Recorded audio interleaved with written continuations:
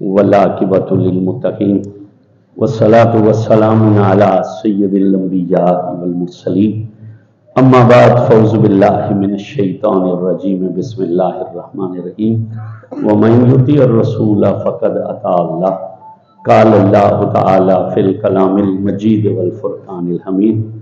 درود پڑھیے بلند آواز سے۔ الصلاۃ والسلام علیک یا سیدی یا رسول اللہ وعلی آلک وصحابک یا حبیب اللہ، اور اونچی آواز سے پڑھیے الصلاۃ والسلام علیک یا رحمت للعالمین وعلی آلک وصحابک یا جد الحسن والحسین، الصلاۃ والسلام علیک یا قائد الغر المحجلین وعلی آلک وصحابک یا امام الانبیاء والمرسلین۔ انتہائی قابل تکریم حضرات محترم، محبوب کریم صلی اللہ علیہ وسلم کی شان خود اختیاری اور مختار کل کی شان کے حوالے سے گفتگو ہو رہی ہے۔ پچھلے جمعہ المبارک یہ عرض کیا تھا کہ ہر چیز کو اللہ نے حضور کے حکم کا پابند کیا ہے، کوئی چیز ایسی نہیں ہے جو رسول اللہ کے حکم کی پابند نہ ہو۔ یہی وجہ ہے نبی کریم صلی اللہ علیہ وسلم ایک سفر پر تشریف لے جا رہے، راستے میں ایک عورت کی ملاقات ہوئی، وہ حاضر خدمت ہوئی، اس نے ایک بچے کو اٹھایا ہوا تھا۔ عرض کی یا رسول اللہ یہ میرا بیٹا ہے، جب کھانا کھانے کا وقت آتا ہے تو اس پر آسیب ہو جاتا ہے، یعنی اسے دورہ پڑ جاتا ہے، میں بڑی پریشان ہوں۔ رسول اللہ صلی اللہ علیہ وسلم نے جب یہ سنا تو آپ نے اس کی ناک پر ہاتھ رکھا، اس بچے کی، اور ہاتھ رکھ کر کہا اخرج انی رسول اللہ، نکل باہر میں اللہ کا رسول ہوں۔ اتنا فرمانے کی دیر تھی جس طرح کتے کا بچہ ہوتا ہے، پلا ہوتا ہے، اس طرح کی ایک سیاہ رنگ کی چیز اس کے ناک سے نکل کر بھاگ گئی۔ نبی کریم علیہ الصلوۃ والتسلیم تشریف لے گئے، جب واپس اس سفر پر آئے تو اس عورت سے پوچھا بتلا تیرے بچے کا کیا حال ہے؟ اس نے عرض کی یا رسول اللہ آپ کے کرم کی دیر ہے، بس کرم ہوا ہے تو بچہ ٹھیک ہو گیا ہے۔ بالکل ہر چیز حضور سید عالم کے حکم کی پابند ہے، کوئی چیز ایسی نہیں جو حضور کا حکم نہ مانے، سوائے کافر جن اور کافر انسان کے جتنی بھی مخلوق پیدا کی گئی وہ حضور کے حکم کی پابند ہے۔ یاد رکھیے حضور کا زبان سے حکم دینا تو دور کی بات ہے، حضور صرف نگاہیں اٹھائیں تو وہ بھی اللہ کا قانون بن جاتا ہے۔ نبی کریم علیہ الصلوۃ والتسلیم کا دیکھنا بھی قانون ہے۔ کائنات میں کسی قانون ساز اسمبلی یا کسی قانون ساز شخصیت کا تو یہ اعزاز حاصل نہیں کہ اس کا دیکھنا بھی قانون بن جائے، اس کا خاموش رہنا بھی قانون بن جائے۔ صحابہ نے حضور کے سامنے عمل کیا، حضور نے اس عمل سے صحابہ کو منع نہ کیا، بلکہ حضور خاموش رہے، وہ خاموش رہنا بھی امت کے لیے قانون بن گیا۔ نبی کریم نے جس بات کو حکم دیا وہ تو قانون تھی، جس سے منع کیا وہ بھی قانون بنی۔ تو ہر چیز حضور کے حکم کی پابند ہے۔ علماء آگے فرماتے ہیں حضور کے تیسرے قسم کے اختیارات کیا ہیں؟ خزانے اللہ کے ہیں مگر مالک اس کے حضور ہیں۔ خزانے اللہ کے ہیں، مالک اس کے حضور ہیں۔ حضرت ابو ہریرہ رضی اللہ عنہ نبی پاک سے عرض کرتے ہیں یا رسول اللہ سنتا بہت کچھ ہوں مگر یاد نہیں رہتا، بھول جاتا ہوں۔ نبی کریم علیہ الصلوۃ والتسلیم سے جب یہ حاجت بیان کی تو حضور نے آگے سے یہ نہیں کہا کہ ہم تجھے کسی طبیب کا پتہ دیتے ہیں یا ہم تجھے فلاں کے پاس بھیجتے ہیں یا کاغذ قلم لیا میں کوئی نسخہ لکھوا دیتا ہوں، یہ فلاں چیز استعمال کرنا۔ حضور نے یہ فرمایا کہ میں تجھے قرآن کی کوئی آیت بتلاتا ہوں، یہ پڑھ لیا کر۔ ہمارے پاس لوگ آتے ہیں یہاں جمعے پر، جمعے کے بعد آگے پیچھے بچے پڑھتے نہیں ہیں، یاد کرتے ہیں، بچے خود آ کر کہتے ہیں یاد کرتے ہیں بھول جاتے ہیں۔ ہم کہتے ہیں ٹھیک ہے امی جان سے جا کر کہو کہ چینی لے لے، قرآن کی فلاں آیت اس طریقے سے پڑھے، اس کے بعد وہ چینی تم استعمال کرو، یا ماں باپ ہو تو انہیں کہا جاتا ہے بچوں کو استعمال کرو، انشاءاللہ پڑھائی میں اچھے ہو جائیں گے۔ یا پھر ہم پڑھنے کے لیے حضرت موسیٰ کی دعا بتلا دیتے ہیں یا سورہ علم نشرہ بتلا دیتے ہیں۔ حضور نے یہ نہیں کہا کہ میں تجھے کوئی آیت بتلانے لگا ہوں یا میں تجھے کوئی نسخہ تجویز کرنے لگا ہوں، جب صحابی نے یہ کہا کہ میں سنتا بہت کچھ ہوں مگر یاد نہیں رہتا، حضور نے فرمایا اپنی چادر بچھاؤ۔ حضرت ابو ہریرہ نے اپنی چادر زمین پر بچھائی، نبی کریم نے اس طرح فضا میں ہاتھ بلند کیے اور 3 مرتبہ حضور نے یہ چلو بھرے اور بھر کر اس چادر کے اندر ڈالے اور فرمایا ابو ہریرہ اس چادر کو لپیٹ کر اپنے سینے سے لگا لے۔ حضرت ابو ہریرہ نے چادر کو اٹھایا، لپیٹ کر سینے سے لگایا۔ ابو ہریرہ کہتے ہیں اس رب کی قسم جس کے قبضے میں میری جان ہے، اس چادر کو سینے لگانے کی دیر تھی، اس کے بعد پھر حضور جو بھی کچھ فرماتے دنیا بھولی تو بھول گئی مگر ابو ہریرہ نہ بھولا، مگر ابو ہریرہ نہ بھولا۔ یہی وجہ ہے آج اہل سنت کا جو مذہب ہے اس کا دار و مدار کس کی روایتوں پر ہے؟ حضرت ابو ہریرہ کی۔ صرف 3 سال نبی پاک کی خدمت میں رہے اور سب سے زیادہ حدیثیں روایت کی، صرف کس وجہ سے؟ فرماتے ہیں دنیا بھول گئی حضور کے فرمان مگر ابو ہریرہ نہ بھولا۔ اب یہاں تھوڑی سی توجہ کیجئے، انہوں نے کہا میں سنتا بہت کچھ ہوں یاد نہیں ہوتا۔ حضور نے فرمایا چادر بچھا، ہوا میں یوں 3 چلو ہوا کو بھرے اس میں ڈالے، کہا چادر لپیٹ کر سینے سے لگا لے۔ ابو ہریرہ کو کہنا چاہیے تھا میں نے آپ سے اپنے حافظے کی شکایت کی ہے، آپ میرا مذاق اڑا رہے ہیں، آپ کہتے ہیں چادر بچھا، ہوا میں کیا ہے؟ ظاہری طور پر یہ ہاتھ خالی تھے کہ نہیں تھے؟ اونچا بولیے ذرا۔ یہاں پر تھوڑی سی اگر آپ عقل مندوں والی بات کریں نا، عشق والوں کی بات نہ کریں تو یہ اعتراضات ہیں۔ ہاتھ خالی ہیں، خالی ہاتھ ہوا میں بھر کے ڈالے جا رہے ہیں، تو پھر کہا جا رہا ہے چادر کو لپیٹ لے، لپیٹ کر سینے سے لگا لے۔ میں آپ سے پوچھنا چاہتا ہوں یہ حافظے کا تعلق دماغ کے ساتھ ہے یا سینے کے ساتھ ہے؟ بولیے نا، کہیں آپ کا بھی دماغ خرچ نہ ہو جائے۔ کئی بندے اس ڈر سے نہیں بولتے نا، بھی بولے تو کہیں حافظہ ہی کمزور نہ ہو جائے یا پھر دماغ نہ خرچ ہو جائے۔ یہ دماغ کھوپڑی میں ہوتا ہے کہ سینے میں ہوتا ہے؟ تو حافظے کا تعلق دماغ سے یا سینے سے؟ عقل کا تعلق تو چلو دل سے ہے مگر دماغ کا تعلق تو حافظے سے ہے نا، حافظے کا تعلق دماغ سے ہے۔ تو حضور نے فرمایا سینے سے لگا، لگانی تو سر سے چاہیے تھی، بولیے نا، لگانی کہاں چاہیے تھی؟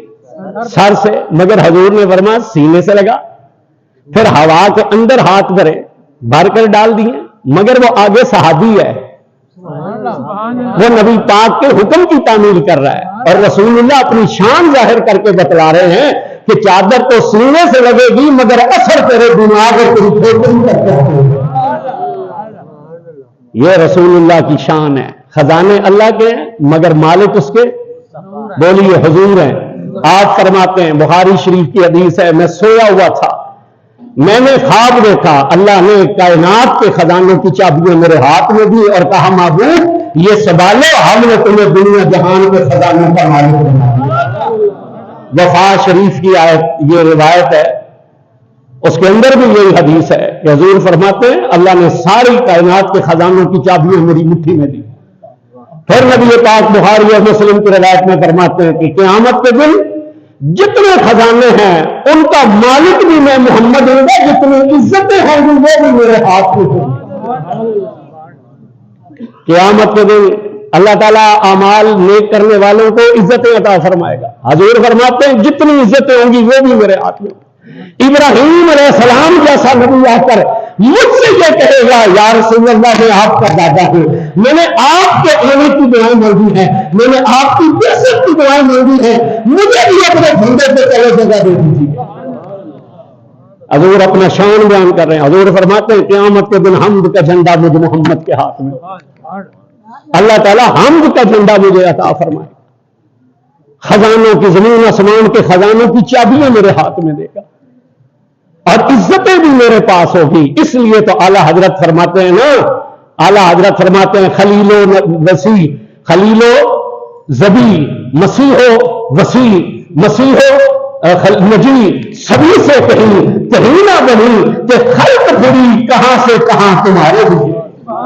آدم سے لے کر عیسیٰ تک ہر پیغمبر کے دروازے پر امت جائے گی مگر بات نہیں بنے گی، بات بنے گی تو رسول اللہ کے دروازے پر بھی جا کر بات۔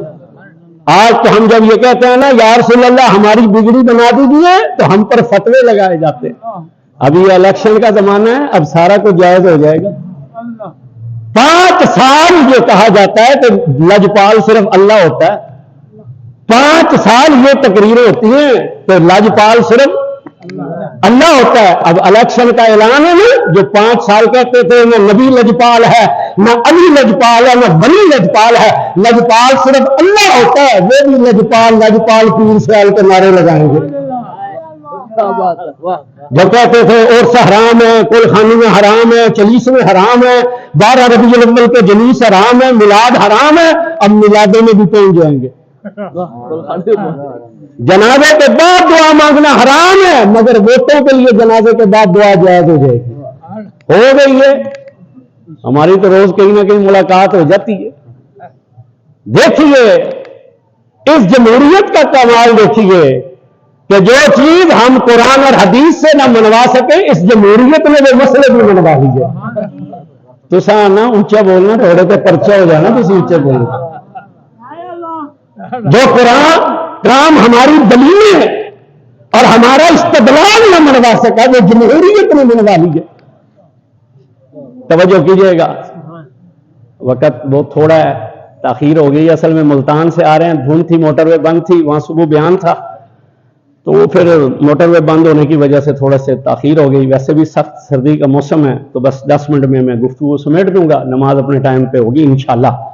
توجہ کیجئے گا، تو اللہ رب العزت نے حضور کو شان کیا عطا کی؟ خزانے اللہ کے ہیں اور مالک اس کے، بولیے گا، حضور ہیں۔ خزانے اللہ کے، مالک اس کے حضور ہیں۔ یہ حضرت سیدنا صدیق اکبر کا مہینہ ہے۔ یہ جب ہجرت کا وقت آیا نا، انشاءاللہ اب وہ موضوع شروع ہوگا جب ان کی وفات کے دن قریب آ جائیں گے۔ توجہ کیجئے گا، ہجرت کی رات ہے، صدیق اکبر کندھوں پر اٹھا کر حضور کو لے گئے ہیں غار ثور میں۔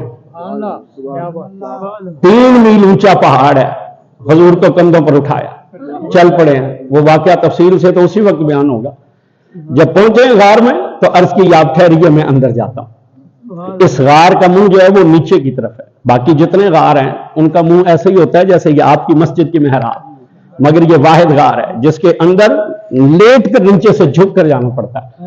یہ تو جب ترکوں کی حکومت آئی تو انہوں نے غار ثور کے 2 راستے بنا دیے، ایک پیچھے کی طرف سے راستہ بنا کر سیڑھیاں اتاری تاکہ لوگ ایک طرف سے داخل ہوں اور نفل وغیرہ پڑھ کر دوسری طرف سے وہ نکل جائے۔ لیکن علماء یہاں لکھتے ہیں کہ غار ثور کا مقام جو ہے نا وہ غار حرا سے کم ہے، اس لیے کہ غار حرا کا مقام غار ثور سے زیادہ ہے۔ غار ثور میں حضور صرف 3 دن 3 راتیں رہے تھے، غار حرا میں تو ایک مدت رسول اللہ تشریف لے جاتے ہیں۔ حضور سے عرض کی پہاڑ اونچی ہے، رات اندھیری ہے، میں کندھوں پر اٹھاتا ہوں، لے جاتا ہوں۔ رسول اللہ کو کندھوں پر اٹھایا، غار میں لے گئے، عرض کی آپ ٹھہریے، میں اندر جاتا ہوں، کوئی موذی جانور اندر نہ ہو، مدت سے غار بند ہے، اندر تشریف لے گئے۔ اپنی داڑھی سے جا کر غار کو صاف کیا، جب چاروں طرف دیکھا تو سوراخ تھے، اپنی پگڑی اتار کر پھاڑی اور پھر اس کے سوراخوں کو بند کیا، اس میں چھوٹے چھوٹے کنکر لگا کر، اور جب غار صاف ہو گئی تو باہر نکلے۔ شدت پیاس تھی، 3 میل کی پہاڑی چڑھ کر گئے تھے۔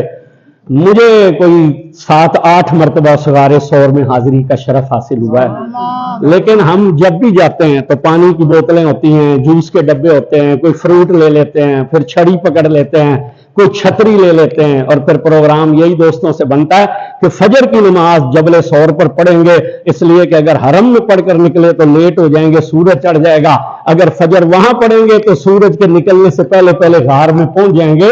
تو وہ 3 میل اونچی پہاڑ، اتنے انتظامات کے بعد جب چلتے ہیں نا تو 2 گھنٹے سے زیادہ کا وقت لگتا ہے اس پہاڑ پر پہنچنے کے لیے۔ تو سارا سامان ہونے کے باوجود بھی بہت سارے لوگوں کو دیکھا کہ وہ راستے سے پلٹ آتے ہیں، اکثریت نیچے سے ہی ڈر جاتی ہے نا، اور وہیں سے کہتی ہے بس ٹھیک ہے یہاں سے زیارت کافی ہے، اور چند لوگ ہوتے ہیں جو اوپر چڑھتے ہیں۔ اور میں آپ کو یہ بھی بات بتلا دوں، غار حرا ہو یا غار ثور ہو، یہاں جسم کی طاقت نہیں لے کر جاتی، یہاں حضور کے عشق کی طاقت لے کر جاتی۔ میں نے 100 سال کے بوڑھوں کو غار ثور اور غار حرا پر دیکھا، 90 سال کی ترکی عورتوں کو غار حرا پر دیکھا، اور وہ صرف جسم کی قوت نہیں، عشق کی قوت لے گئے۔ صدیق اکبر بھی جو رسول اللہ کو کندھوں پر اٹھا کر لے گئے تھے تو وہ عشق کی قوت تھی، کندھوں پر اٹھا لے گئے۔ اندر غار صاف کر رہا ہے تو شدت پیاس کی، کہا حضور مجھے پیاس لگی ہے، مجھے پانی دیجیے۔ نبی کریم نے یہ نہ کہا کہ ابو بکر میں تو خود تیرے کندھوں پر سوار ہو کر آیا، ہمارے پاس تو کوئی مشق نہیں ہے، ہمارے پاس تو کوئی پانی کا انتظام نہیں، تم ہم سے کیوں مانگ رہے؟ حضور نے یہ نہیں کہا کہ میں تو خود تیرے کندھوں پر سوار تھا، ہمارے پاس پانی کا ہے۔ حضور نے یہ بھی نہیں کہا ابو بکر اللہ سے مانگ، ابو بکر اللہ سے مانگ، تو مجھ محمد سے مانگتا ہے، غیر اللہ سے مانگ رہا ہے، اللہ سے مانگ۔ یہی نے تجھے تربیت دی ہے، مسلم اول ہے تو، اسلام کی عمارت کا ستون ہے، سہارا ہے ابو بکر اسلام کا، اور اگر سہارے ہو کر یہ کام کرے گا تو پھر کیا ہوگا؟ حضور نے یہ نہیں کہا اللہ سے مانگو تم غیر اللہ سے مانگ رہے، حضور نے یہ بھی نہیں کہا کہ میرے پاس پانی کا ہے میں تجھے دوں۔ صدیق اکبر نے کہا مجھے شدت کی پیاس ہے، اللہ کا رسول اللہ مجھے پانی دیجیے۔ مصطفیٰ نے مسکرا کر یہ نہیں کہا اللہ سے مانگے، میں یہ کہا ہمارے پاس کیا ہے۔ حضور نے مجھ سے مسکرا کر کہا سگلے گا واپس مار کے اندر چلے گئے، واپس مار کے اندر چلے گئے۔ آج اس جامع مسجد میں سے کوئی طالب علم باہر نکل رہا ہو اور کوئی بندہ اسے آ کر پوچھے قاری اجاز صاحب ہیں، وہ کہے گا نہیں، تو کہیں گے کہ نہیں جا دیکھ کر اندر، وہ کہے گا حضرت بات سنیں چاچا جی میں اندر سے آ رہا ہوں، قاری صاحب ہوتے تو میں بتلاتا۔ جب حضور نے کہا نا اذهب الى صدر الغار، ابو بکر واپس غار کی طرف چلا جا، صدیق اکبر نے آگے سے یہ نہیں کہا کہ میں اندر سے تو آ رہا ہوں، اگر اندر پانی ہوتا ہے تو میں کیوں نہیں اٹھتا سے، میں اندر سے تو آ رہا ہوں، پانی ہوتا تو کیوں نہیں اٹھتا؟ اس لیے کہ ابو بکر صحابی تھا، ابو بکر صحابی تھا، وہ لیڈر نہیں تھا۔ حضور نے کہا اذهب الى صدر الغار، صدیق اکبر واپس مار بھی چلے گئے۔ جب تھوڑی دیر بعد نکلے نیند میں ہو تو سلو صاف کر رہے تھے، حضور نے فرمایا ابو بکر پانی پی لیا ہے، یہ پی لیا ہے، فرمایا کیسا ہے؟ انہوں نے کہا شرط سے میٹھا ہے، دودھ سے سفید ہے، برف سے ٹھنڈا ہے، شہد سے میٹھا ہے، دودھ سے سفید ہے، برف سے ٹھنڈا ہے۔ حضور نے مسکرا کر کہا پوچھو نہیں کہاں سے آیا ہے؟ انہوں نے کہا ہمیں پوچھنے کی کیا ضرورت ہے، آپ جانے، آپ کا یار جانے، ہمیں پوچھنے کی ضرورت کیا ہے، آپ جانے، آپ کا یار جانے۔ مسکرا کر رسول اللہ نے کہا ابو بکر تیرے لیے حاجت کیسر سے بھیجا گیا، تیرے لیے حاجت کیسر سے بھیجا گیا۔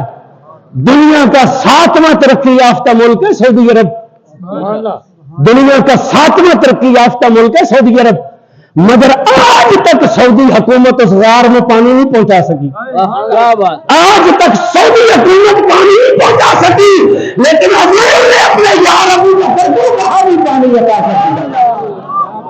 خزانے اللہ کے ہیں، مالک اس کے حضور ہیں، حضور کے غلام حضرت ربیعہ سلمی رضی اللہ عنہ۔ یہ کرتے کیا تھے؟ جب عشاء کی نماز کے بعد حضور گھر تشریف لے جاتے تو یہ نبی پاک کے دروازے پر آ کر سو جاتے، اور کرتے کیا؟ ہاتھ نیچے نہیں رکھتے تھے سر کے، نہ تکیہ رکھتے تھے، حضور کے دروازے کی جو لکڑی کی چوکھٹ تھی اس پر سر رکھ کر لیٹتے تھے۔ کیوں؟ تکیہ نرم ہو یا بازو نیچے ہو تو نیند گہری آتی۔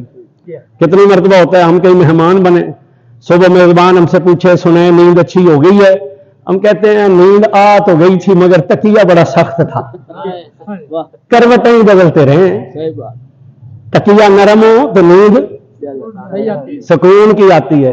اب بالکل سکون نہ کر جائے جے، کام مسجد ہے تھوڑے سامنے ہو رہے ہیں۔ پچھلے جو میں گزارش کی تھی جو 100 دیتے ہیں وہ 200 دیں، جو 200 دیتے ہیں وہ بڑھا دیں، ہمارے لیے نہیں دینا، اپنے مالک کے گھر کے لیے دینا، اللہ کے گھر کے لیے دینا۔ تو آج چونکہ پھر موسم بھی سرد ہے، دودھ والے لوگ نہیں آئیں گے، ورنہ آگے پیچھے تو مجمع زیادہ ہوتا ہے۔ اب آپ لوگوں نے کوئی مہربانی کرنی ہے، ورنہ ان کمیٹی والوں نے کہنا ہے ایک تو لیٹ آندے ہو تو ساڑھا چندہ تھوڑا ہوگا، تو یہ مہربانی کرنی ہے، ہر بندے نے مسجد کے ساتھ تعاون کرنا ہے۔ اب توجہ کیجیے گا، کرتے کیا تھے؟ لیٹ جاتے تھے، تکیہ نرم یا بازو نیچے ہو تو نیند گہری آتی، یہ لکڑی کی اس چوکھٹ پر سر رکھتے تھے کہ نیند گہری نہ آئے۔ اور کیوں گہری نہ آئے؟ اس لیے کہ جب حضور بیدار ہوں تو میں حضور کے آواز دینے سے پہلے ہی بیدار ہوں، اور یہی معمول رہا، جب حضور بیدار ہوتے تو آپ کو پتا ہے اس زمانے میں گھروں کے اندر تو پانی ہوتا نہیں تھا، پانی تو باہر سے لایا جاتا تھا.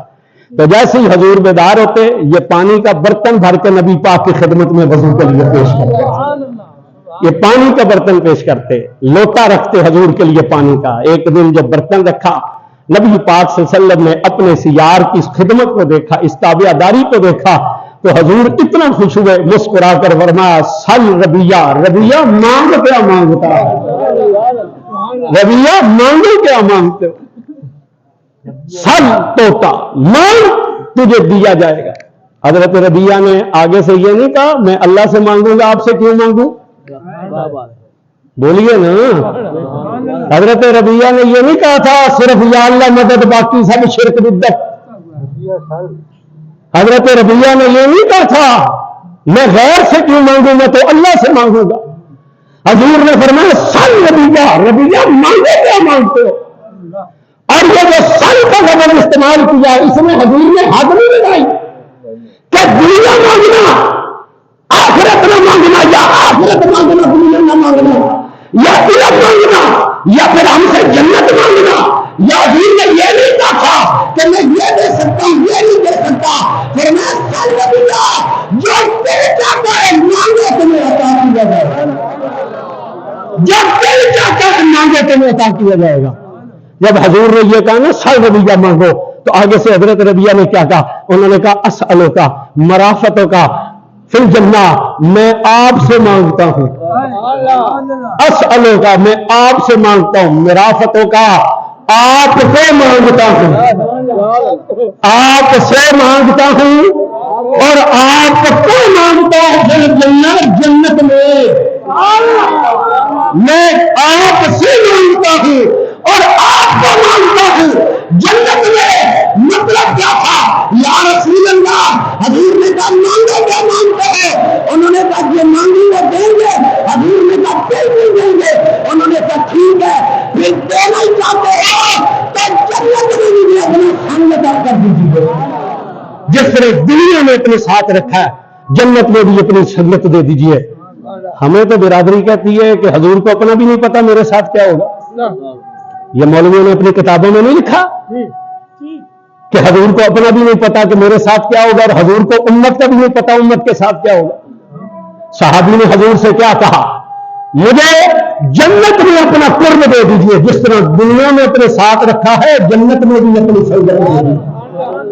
آگے سے حضور نے نہیں کہا وہ تو ہمیں اپنا بھی نہیں پتا ہمارے ساتھ کیا ہونا، وہ تو ہمیں اپنا بھی نہیں پتا ہمارا کیا ہوگا، ہم تجھے جنت کیسے دے دیں. اگر اپنا ہی پتا نہ ہو کہ میں جنت میں جاؤں گا کہ نہیں جاؤں گا تو کسی کو دے سکتے ہیں؟ بولے نہیں آپ، اگر آپ بولیے نا. جب اپنا ہی پتا نہ ہو کہ مجھے جنت ملے گی کہ نہیں ملے گی کسی کو دے سکتے؟ تو یہ جو حضور کے بارے میں یہ کہا جائے، میں لاہور بیان کرنے کے لیے گیا تو ہم سے پہلے تقریر ہو رہی تھی نبی سگی بیٹی نہیں بخشوا سکتا. نبی نے کہا فاطمہ یہ نہ ہو لوگ عمل لے کر آئے اور تو نسب لے کر آئے، قیامت کو نسب کام نہیں آئے گا، عمل کام آئیں گے، عمل لے کر آنا، عمل لے کر آنا، عملوں سے بیڑا پار ہوگا. تو نبی سگی بیٹی نہیں بخشوا سکتا، لہذا عملوں پر زور دو، عملوں پر زور دو. جب بعد میں ہماری باری آئی تو خطبہ پڑھ کے کہا، میں نے کہا مولانا ہم نے اس نبی کا کلمہ نہیں پڑھا کہ جو سبھی بیٹیاں بخشوا سکے، ہم نے تو اس نبی کا کلمہ پڑھا ہے جس نے کہا تھا کہ میری فاطمہ کے نبی عورتوں کی سردار ہے.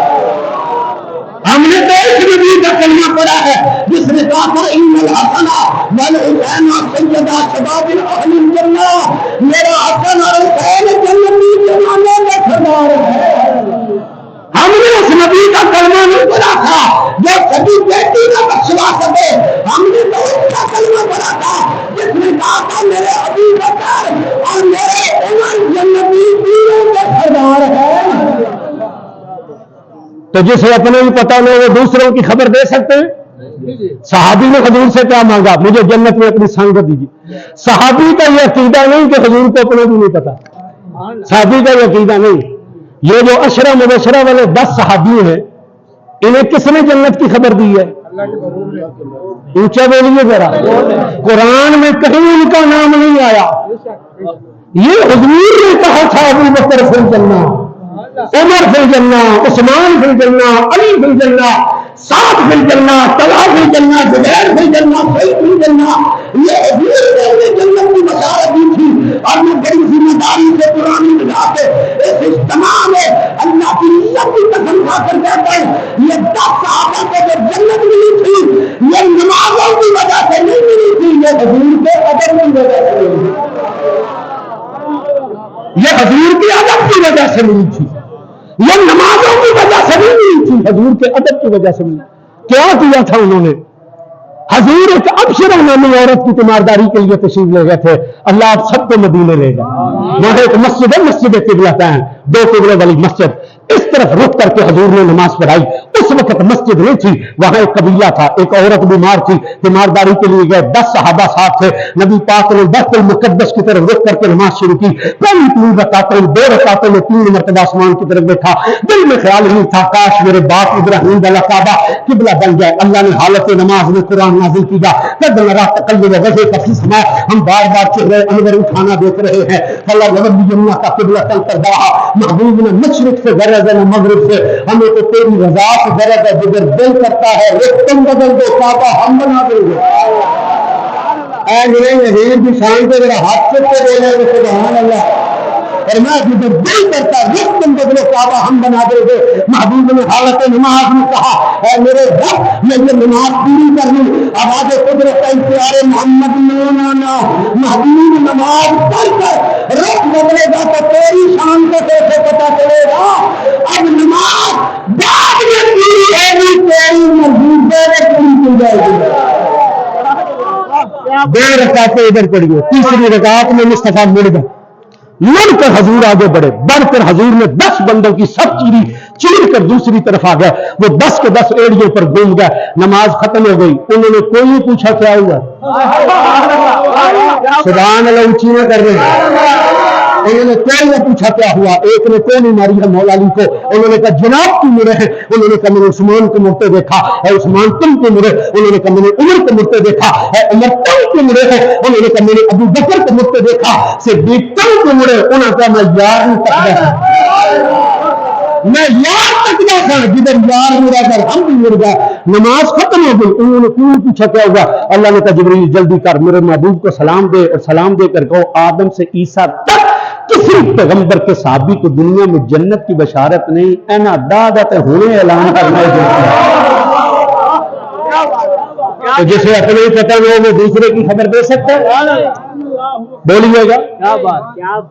انہوں نے کہا میں جنت میں آپ کی رفاقت مانگتا ہوں. بلکہ وہ جو جملے میں نے کہا وہ کسی ولی کے تھے. یہ تو علماء کا ترجمہ ہے نا کہ میں جنت میں آپ کی رفاقت مانگتا ہوں. وہ ایک سید کے جملے، ایک اللہ کے ولی کے جملے.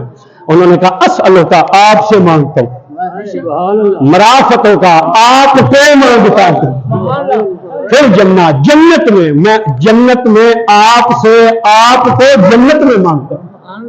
جب یہ کہا تو حضور نے آگے سے نہیں کہا ہمیں تو اپنے مسکرا کر کہا ٹھیک ہے اگر تم ہماری سنگت چاہتے ہو تو پھر تمہیں ہمارا ساتھ دینا پڑے. اچھا صرف اسے نہیں دی، یہاں پر یہ بات ہے حضور نے کہا نفلوں سے ہماری مدد کرو. حضور نے کہا نفلوں سے ہماری. اچھا حضور اگر انہیں کہہ دیتے جا منظور ہو گئی، ہو جانی تھی کہ نہیں ہو جانی؟ جن کا تو عقیدہ کہ ہو جانی تھی وہ بندے بول سکتے ہیں. آج کل الیکشن ہے نا تو ایسے دوست بھی آ جاتے ہیں جن کا یہ عقیدہ نہیں ہوتا لیکن مجبوری ہوتی ہے انہوں نے نماز پڑھنی ہوتی ہے وہ آ جاتے ہیں. تو جن کا عقیدہ بولے حضور انہیں کہہ دیتے ہو گئی، بولے نہیں یہاں پر. حضور فرماتے ہو گئی. میں کہتا ہوں حضور سے بولنے کی ضرورت نہیں تھی، صرف پلکیں جھپکا کر یہاں کر دیتے ہو جانی تھی کہ نہیں ہو جانی. صرف سر مبارک ہلا دیتے ہو جانی تھی کہ نہیں ہو جانی تھی. مگر حضور نے کیا کہا؟ حضور نے آگے امت کے لیے راستہ کھولا. حضور نے کہا میں رحمت للعالمین نبی ہوں، میں صرف جنت میں تجھے اپنی سنگت عطا کروں تو یہ سخاوت میں ہم راستہ کھولیں گے. جو تیرے طریقے پر چلے گا ہم جنت میں اسے بھی اپنا ساتھی بنا لیں گے. فرمایا نفلوں کے ساتھ ہماری مدد کرو. بس ایک جملہ سن لیجئے، گفتگو ختم ہو گئی. اس حدیث میں صحابی نے 3 چیزیں مانگی ایک سوال میں. کتنی چیزیں مانگی؟ اس نے خاتمہ ایمان پر مانگا. خاتمہ کیوں؟ جنت میں وہ جائے گا جس کا خاتمہ آپ بول نہیں رہے یا اللہ جتنے بولے ہم سب کا میرے سمیت خاتمہ ایمان پر دے۔ تین سوال، ایک سوال میں تین چیزیں مانگی، خاتمہ ایمان پر مانگا، خاتمہ ایمان پر ہوگا تو جنت کا حقدار۔ دوسرا سوال کیا مانگا؟ جنت مانگی، اور تیسری کون سی جنت مانگی؟ حضور والی جنت مانگی۔ تین چیزیں مانگی، ایمان پر خاتمہ مانگا، جنت مانگی، اور جنت بھی حضور والی مانگی۔ تو خزانے اللہ کے ہیں، آ گئے ہیں واپس، آ گئے ہیں واپس، خزانے اللہ کے ہیں اور عطا حضور فرماتے ہیں، مالک حضور ہیں۔ اسی پر آئندہ جو میں کچھ گفتگو کی جائے گی۔ آمین و آخر دعوانا ان الحمد۔